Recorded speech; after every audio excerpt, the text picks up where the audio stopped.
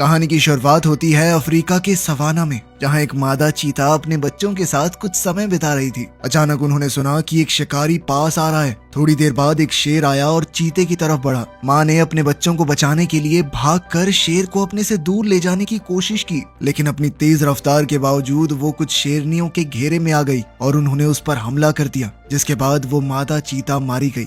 थोड़ी देर बाद शिकारी वहां से चले गए। उन्हें पता भी नहीं चला कि बच्चे वहां छुपे हुए हैं। जंगल की घनी घास में वो अलग अलग हो गए। उनमें से एक बच्चा रात भर चलता रहा और रास्ते पर आ गया। तभी एक गाड़ी उसके पास आ गई और टक्कर होने ही वाली थी, लेकिन ड्राइवर पीटर ने समय पर गाड़ी मोड़ ली। जब उसने देखा कि एक छोटा सा जानवर अकेला है, तो उसने और उसके बेटे जेन ने उसे बचाने का फैसला किया। जल्द ही उन्हें समझ आ गया कि ये एक चीते का बच्चा है। पीटर ने जेन से कहा कि एक दिन इसे जंगल में वापस भेजना पड़ेगा, लेकिन जेन का दिल उससे जुड़ गया था। उसने सोचा कि जब तक वो बड़ा नहीं हो जाता तब तक तो उसे अपने पास ही रखेगा। अगली सुबह पीटर और जेन उसे अपने फार्म पर ले गए, जहां वो और भी आवारा जानवरों को पालते थे। वहां जेन ने अपनी माँ से उस छोटे से चीते को मिलवाया और माँ ने उसका नाम रखा दूमा। धीरे धीरे दूमा उनके परिवार का हिस्सा बन गया। महीने गुजरते गए और दूमा बड़ा होकर बहुत तेज चीता बन गया। साथ ही पीटर ने जेन को भी एक जिम्मेदार लड़का बनाया था। उसे गाड़ी चलाना, खाना बनाना, चीजों को ठीक करना सब कुछ आता था। लेकिन एक दिन फार्म पर काम करते हुए पीटर को बीमार सा महसूस हुआ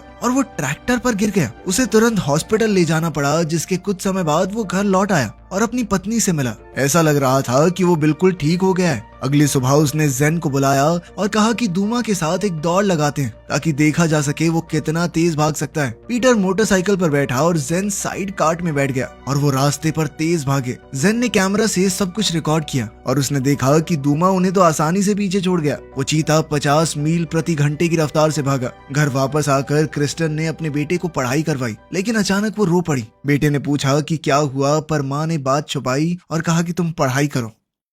अगली सुबह जेन और दूमा ट्री हाउस में खेल रहे थे। तब पीटर वहां आया और कहने लगा कि अब समय आ गया है इसे जंगल में छोड़ने का। अब हम इसे अपने साथ नहीं रख सकते। दूमा बड़ा होने लगा है, उसे जंगल में अपने असली घर वापस जाना होगा। जेन अपने इस दोस्त को छोड़ना नहीं चाहता था, लेकिन पीटर ने जोर दिया और एक नक्शा दिखाया। उसने एक पहाड़ी दिखाई जो उनसे थोड़ा दूर थी। वहाँ पर दूमा बहुत अच्छे से रह सकेगा। पीटर ने वादा किया कि अगले हफ्ते हम पिकनिक मनाने वहाँ जाएंगे और दूमा के साथ अपना आखिरी दिन बिताएंगे। लड़के के पास कोई और रास्ता नहीं था, तो उसने इंतजार किया। लेकिन एक रात जेन और दूमा को एम्बुलेंस की आवाज सुनाई दी। जेन भाग कर गया और अपनी माँ को देखा। उसने अपने बेटे को गले लगाया और कहा कि पापा की तबीयत और खराब हो गई है। इस बार पीटर बच नहीं पाया। अगली सुबह उसका अंतिम संस्कार हुआ। जेन ने अपने प्यारे पिता को एक आखिरी बार अलविदा कहा। अगले कुछ दिन उनके परिवार के लिए सबसे मुश्किल रहे। वो सब नए हालातों में ढलने की कोशिश कर रहे थे। फिर क्रिस्टन ने अपने बेटे से कहा कि हमें ये फार्म किराए पर देना पड़ेगा और हम शहर में जाकर रहेंगे। अब अपने पति के बिना ये सब कुछ संभालना उनके लिए बहुत मुश्किल था।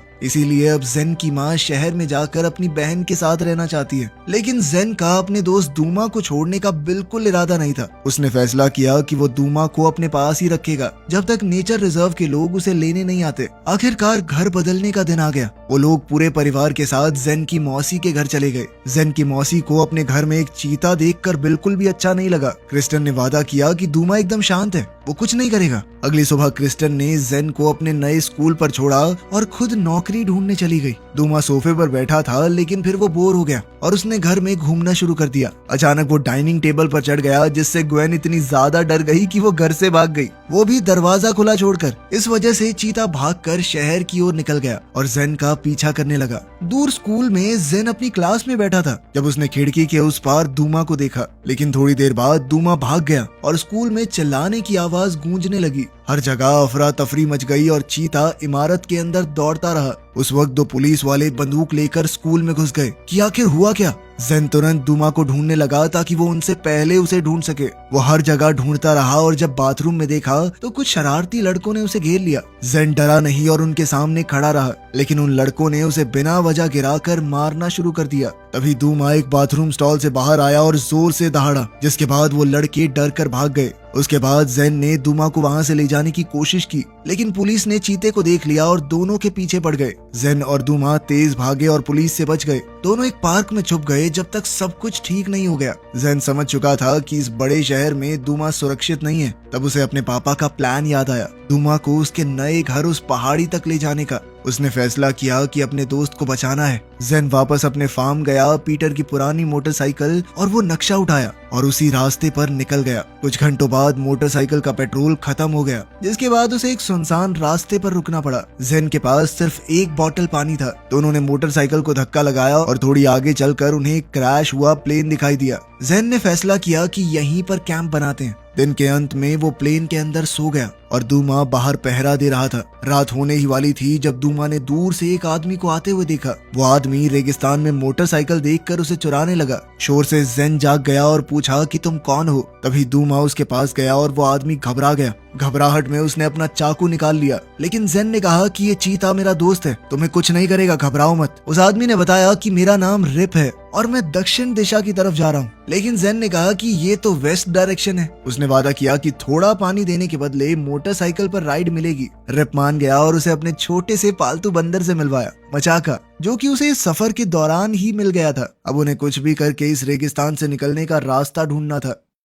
प्लेन के अंदर देखते हुए जेन को एक पैराशूट मिला। पैराशूट को देखते ही उसे एक आइडिया आया। सुबह उसने पैराशूट को एक लकड़ी से बांधकर मोटरसाइकिल से जोड़ दिया। जैसे समुद्र पर हवाओं की मदद से जहाज चलता है, वैसे ही अब हवा मोटरसाइकिल को तेज खींचने लगी और वो लोग जल्द ही पूरे सूखे मैदान को पार कर गए। इसके बाद रिप और पानी ढूंढने गया। उसे एक जमीन का हिस्सा मिला जहाँ उसे लगा कि नदी जमीन के अंदर यहाँ हो सकती है। उसने खुदाई शुरू की और कुछ देर बाद इतना पानी मिल गया कि बाकी के सफर के लिए काफी होगा, लेकिन अभी के लिए खाना भी तो चाहिए। जब वो दोनों खाना ढूंढ रहे थे तो जेन ने दूर से एक बड़े ऑस्ट्रिच को देखा। उसने सोचा कि दूमा की शिकार करने की काबिलियत देखी जाए। उसने दूमा को इशारा किया और शिकार करने भेज दिया। दूमा भागकर ऑस्ट्रिच के पीछे गया और दोनों जंगल के अंदर गायब हो गए। कुछ मिनटों बाद जेन देखने गया कि हुआ क्या। उसने देखा कि वो ऑस्ट्रिच तो गायब था, लेकिन दूमा को उसके अंडे मिल गए थे। ये अंडे खाए तो जा सकते हैं, लेकिन रिप हंसते हुए बोला कि अगर ये चीता ऐसे रहेगा तो अफ्रीका के जंगल में जिंदा नहीं रह पाएगा, इसे असली शिकारी बनना पड़ेगा। जेन ने उसे नक्शा दिखाया और एक पहाड़ी की जगह बताई कि यहाँ पर दूमा सुरक्षित रह सकता है। मेरे पापा ने बताया था, सभी शिकारियों से दूर होगा वो। नक्शा देखकर रिप ने कहा कि अगर वहाँ पहुँचना है तो तुम्हें ओकावांगो से गुजरना पड़ेगा। ये बहुत ही खतरनाक जगह है, वहाँ से बहुत कम लोग जिंदा बच के निकल पाते हैं। रिप ने कहा कि बेहतर यही होगा तुम शहर चले जाओ और इस चीते को बेचकर अच्छे पैसे कमा लेना, लेकिन जेन ने मना कर दिया। उसने कहा कि वो अपने दोस्त को कभी नहीं बेचेगा। जेन के इरादे को देखकर रिप ने भी उसका थोड़ा और साथ देने का फैसला किया और कहा कि मैं थोड़ी आगे तक चल सकता हूँ तुम्हारे साथ। दोनों उस जगह की ओर निकल पड़े। रास्ते में जेन ने अपने पिता की पुरानी कंपास देखी जो वेस्ट की ओर इशारा कर रही थी। रिप दूसरे रास्ते से वहां जाना चाहता था। जेन को उस पर थोड़ा शक हुआ, फिर भी उसके पीछे पीछे चलता रहा। दोनों एक पुराने गांव में पहुंच गए। वो जगह सुनसान थी और वहां इंसानों की हड्डियां बिखरी पड़ी हैं। रिप ने कहा कि शायद ये गांव वाले किसी अजीब हमले का शिकार हो गए होंगे। उस जगह को देखते हुए रिप को एक तेज नोक मिली और उसने उसका इस्तेमाल करते हुए एक भाला बना लिया ताकि अगर कोई जानवर आ गया तो बचाव हो सके। वो और जेन गांव में घूम रहे थे, तभी एक हेलीकॉप्टर आया और उनके ऊपर घूमने लगा। रिप ने कहा कि उसमें कुछ बुरे लोग हैं और लड़के से कहा कि जल्दी से दूमा के साथ एक घर में छुप जाओ, लेकिन असल में हेलीकॉप्टर के अंदर जेन की माँ क्रिस्टन थी जो अपने खोए हुए बेटे को ढूंढने के लिए पुलिस के साथ वहां आई थी। कुछ मिनटों बाद हेलीकॉप्टर चला गया। जेन को पता ही नहीं चला कि उसकी माँ वहां थी। धीरे धीरे रिप के ऊपर उसका शक बढ़ने लगा। रात को रिप ने आसपास आग जला दी ताकि शेर वगैरह दूर रहें। उसने जेन से पूछा कि क्या तुम्हें मालूम है चीते के चेहरे पर जो काली लकीरें होती हैं उनकी क्या कहानी है। लड़के ने कहा कि मेरे पापा कहते थे कि ये लकीरें धूप की रोशनी को आंखों में लगने से रोकने के लिए होती हैं, लेकिन रिप ने कहा कि इसके पीछे एक पुरानी कहानी है। एक बार एक बहुत छोटा चीते का बच्चा अपनी माँ से खो गया। मादा चीता ने उसे बहुत ढूंढा पर कभी नहीं मिला। उस मादा को बहुत दुख हुआ और वो दिन रात रोती रही। फिर वो लकीरें हर एक चीते के चेहरे पर दिखने लगी, माँ के दुख की निशानी के रूप में। इस कहानी के बाद वो सब सो गए। सुबह रिप थोड़ा और खाना ढूंढने निकल गया। उसे एक पुरानी हीरे की खदान मिली। वो अंदर चला गया ये सोच के कि शायद कुछ हीरे अभी भी बचे हों। जेन को अब रिप के ऊपर भरोसा नहीं था, इसीलिए वो दूना के साथ वहां से भाग गया। लेकिन तभी अचानक उसने अंदर से रिप की चीख सुनी और उसके गिरने की आवाज आई। जेन भागकर अंदर गया और देखा कि रिप मिट्टी में दबा हुआ था। उसने जल्दी से थोड़ी मिट्टी हटा दी ताकि रिप सांस ले सके। रिप ने धन्यवाद बोला और कहा कि बाकी मिट्टी भी हटा दो, लेकिन जेन ने मना कर दिया और पूछा कि पहले बताओ तुम मुझे कहाँ ले जा रहे हो। रिप ने कहा मुझे समझ नहीं आ रहा तुम क्या बोल रहे हो, एक बार निकालो तो फिर करते हैं ना बात। तब लड़के ने कहा कि मैं जानता हूँ हम लोग दक्षिण दिशा की तरफ जा रहे हैं, लेकिन मुझे उस तरफ जाना ही नहीं। उसे शक था कि रिप उसे शहर ले जाकर दूमा को बेचना चाहता है। उसके मन में लालच आ चुका है। रिप ने सफाई देते हुए कहा कि मैं बस पहाड़ों के साइड से होते हुए जा रहा हूँ, ये थोड़ा सेफ रास्ता है और कुछ नहीं। लेकिन जेन ने उसकी बात नहीं मानी और उसे वहीं छोड़ दिया। जेन ने रिप का बैकपैक उठाया, साथ ही मचाका को भी ले लिया और दूमा को सही जगह पहुंचाने वाला अपना सफर दोबारा से तय किया। कुछ घंटों बाद दोनों दोस्त पहाड़ों के नीचे एक लंबी नदी पर पहुंचे। मैप के हिसाब से तो उन्हें उस नदी को पार करना होगा, तभी वो अपनी मंजिल तक पहुंच पाएंगे। अपने पिता के सिखाए तरीके से जेन ने एक छोटा सा राफ्ट बना दिया और फिर नदी में कूद गया। वो नदी में थोड़ा सा नीचे की तरफ गए। पानी पहले तो शांत लग रहा था, पर कुछ ही मिनटों बाद दूमा अजीबोगरीब हरकतें करने लगा। जेन ने जैसे ही आगे देखा तो वहाँ बहुत से पत्थर थे। लड़का राफ्ट को दूसरी तरफ ले जाने की कोशिश करने लगा, पर तेज धार ने राफ्ट को उलट दिया। तीनों पानी में गिर गए और बाहर निकलने के लिए जूझने लगे। हालत और खराब तब हो गई जब एक मगरमच्छ के झुंड ने उन पर हमला कर दिया। जेन ने रिप का भाला उठाया और खुद को बचाने की कोशिश की। किसी तरह किस्मत से बचते बचाते वो लोग किनारे तक आ गए और मगरमच्छों का खतरा टल गया। इस घटना के बाद वो एक बड़ी कॉर्नफील्ड से गुजरे। दूसरी तरफ पहुंचकर जेन ने एक बड़ा सा झुंड देखा, अफ्रीकन भैंसों का। मचाचा उनकी आवाज से डरकर भाग गया। दूमा अब एक भैंस को पकड़ने के लिए तेज भागा। जेन उसे देख नहीं पाया और वो भी उसके पीछे चला गया, पर फिर कई घंटे बीत गए और दूमा का कोई पता नहीं मिला। ऊपर से रात होने वाली थी जब जेन एक बहुत ही आसान शिकार बन जाएगा। फिर भी जेन ने हार नहीं मानी और अपने दोस्त को ढूंढता रहा। आखिर में उसे एक जंगल मिला जहां उसका सामना एक जंगली सुअर से हो गया। जेन डर के मारे पेड़ पर चढ़ गया। तभी एक जहरीले मकड़े ने उसके चेहरे पर चलना शुरू कर दिया। उसने अपने आप को एकदम शांत रखा जब तक वो जंगली सुअर वहां से चला नहीं गया। इसके बाद जेन नीचे आया और दूमा को ढूंढने लगा। दूमा दरअसल जंगल के बीच एक जाल में फंस गया था। चीते ने खुद को छुड़ाने की बहुत कोशिश की, पर वो शिकारियों के बनाए पिंजरे में फंस चुका था। ये शिकारी जंगल के जानवरों को बेचने का काम करते हैं। जेन को जल्दी अपने दोस्त को बचाना था। जंगल में ढूंढते वक्त अचानक उसके चेहरे पर वही बंदर कूद गया। वो जेन को देखकर बहुत खुश था,